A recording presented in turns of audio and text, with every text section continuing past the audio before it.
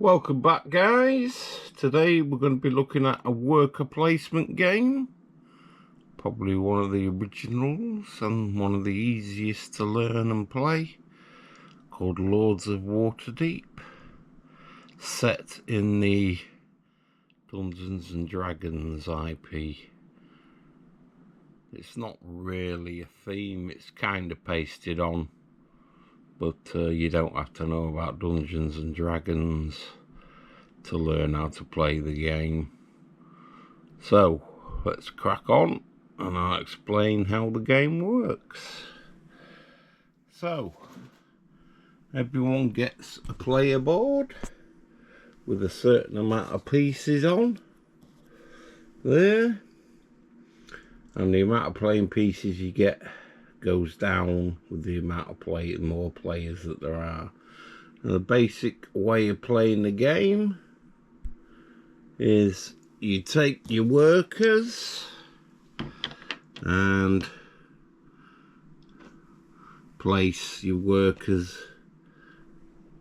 at any of the places you want your worker to go.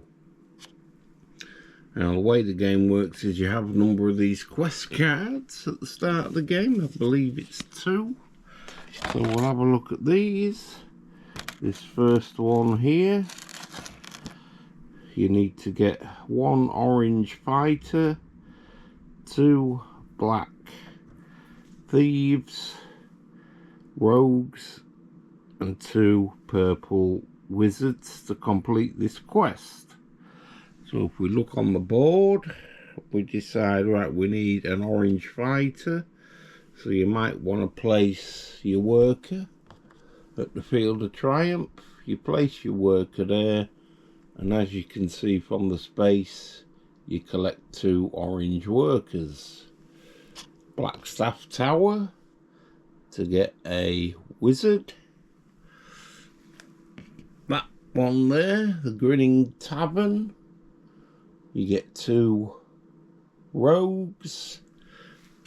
The plinth will get you a cleric. As I say, you build up your pieces that you get there: purple wizards, black thieves, rogues, orange fighters, and white clerics. Now, once you get the correct number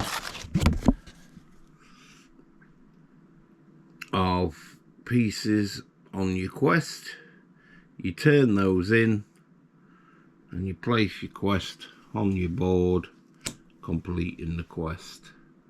Other spaces on the board, you can go here to pick up extra buildings, pay the gold cost in the corner, place these buildings on the board with one of your coloured markers denoting that it's your building, and these buildings allow further spaces for you to go and pick up resources and the like.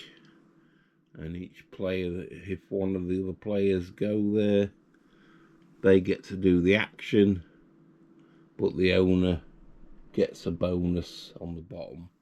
There's a whole stack of these buildings, as you can see here,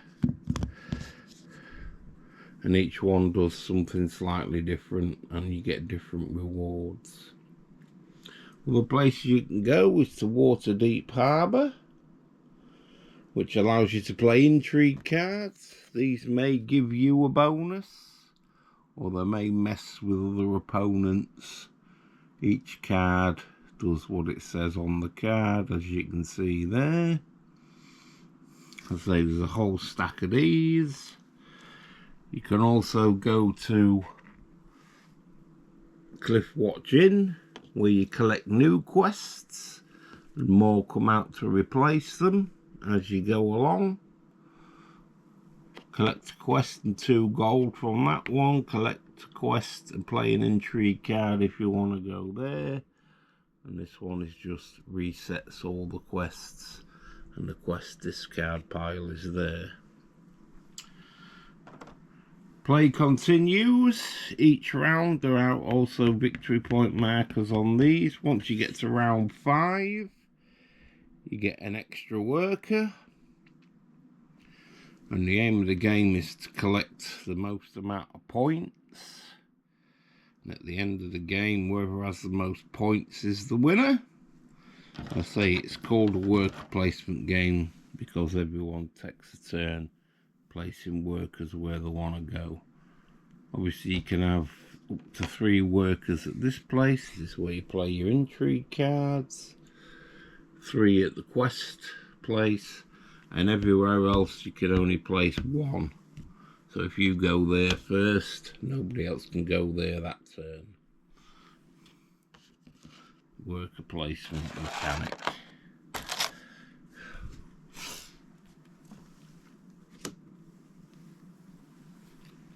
At the beginning of the game, each player gets a certain amount of quests, a certain amount of gold pieces there, and each player has a secret lord. Now these lords have game goals to go for. Everyone gets a different one, as you can see for there, and if you meet the requirements at the end of the game, let's say this one, you receive 4 victory points for each arcana and piety quest you complete, but these are secret till the end of the game, so nobody knows what your sort of bonuses will be. There's a whole stack of these. Each one has a different thing, building bonuses and bonuses for different types of quests, so on and so forth. There is an expansion for it called Scoundrels of Skulldeep. I'll just grab that and show you that.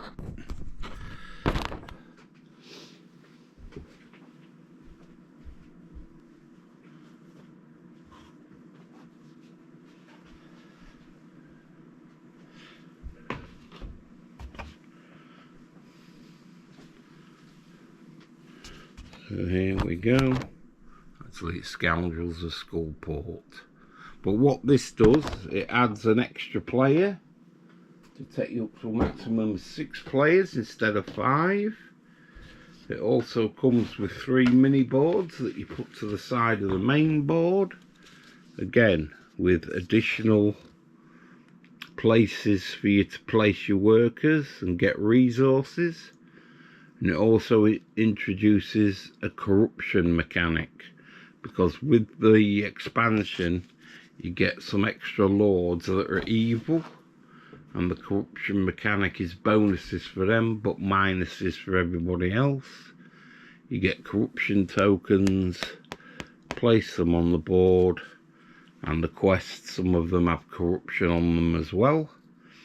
If you're one of the evil characters, you want to be collecting those because they're bonuses for you. If you're a good character, you obviously want to try and get rid of them, and you can get rid of them by playing intrigue cards, completing certain quests and the like. Those come extra in the expansion. There's extra buildings, extra intrigue cards, extra quests that come in the expansion, and you also get your corruption tokens, an extra playing piece for each colour, extra gold, so on and so forth, so that all your pieces are there for the extra content that comes in the expansion. Fun little game, introducing you to the concept of worker placement. Probably still quite easy to get hold of. As I say, it was one of the originals, and I still think one of the simplest to help you learn how worker placement games work. So there we go, guys. That's Lords of Waterdeep and its expansion, Scoundrels of Skullport. Hope that's been of use to you, and we'll catch you in the next video. Cheers.